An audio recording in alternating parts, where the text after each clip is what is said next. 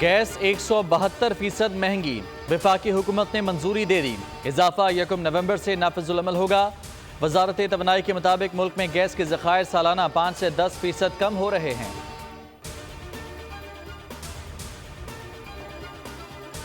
Karachi Saudabad police के हाथों 4 मुल्ज़मान की हलाकत, नादरा रिकॉर्ड सामने आ गया। पुलिस के मुताबिक हलाक मुल्ज़मों की शनाख्त अख्तर गुल, कमरुद्दीन, हैदर खान और दाद मोहम्मद के नाम से हुई। 3 मुल्ज़मों का ताल्लुक अफगानिस्तान से निकला। और हमास ने मजीद 3 यरगमाली खवातीन की वीडियोस जारी कर दी। खवातीन वीडियो पैगाम में नेतन्याहू पर बरस पड़ी। कहा, हम तुम्हारी सियासी, सिफारती और सिक्योरिटी समेत मिलिट्री के खेल के बायस कैद में हैं।